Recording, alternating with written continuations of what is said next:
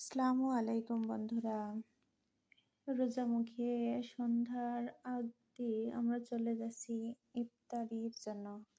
আসলে এক জায়গায় ইফতারির দাওয়াত পড়েছে, তো এজন্য সেখানে ইফতারি করার জন্য যাচ্ছি। যে রেল লাইন ক্রস করলাম।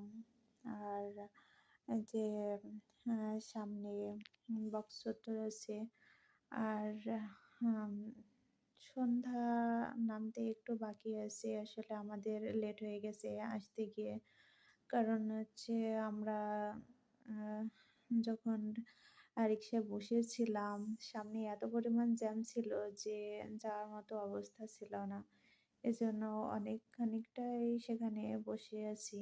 আর বসে থেকে তারপরে যে বক্সচত্বর পার হয়ে আমরা ৬ রাস্তার মোড়ের দিকে যাব।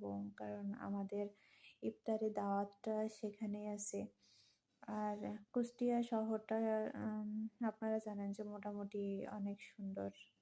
আর আপাতত যে রাস্তাগুলো খারাপ ছিল সে রাস্তাগুলো এখন মোটামুটি হয়ে গেছে।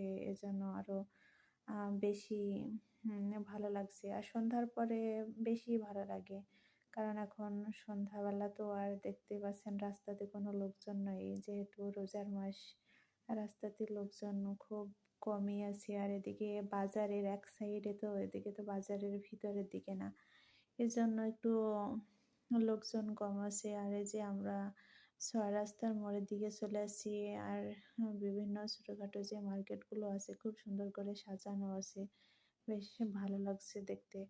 আর ৬ রাস্তার মোড় ক্রস করছি। আর এই যে সামনেই দেখতেই পাচ্ছেন ওটা চলে গেছে ব্রিজের দিকে।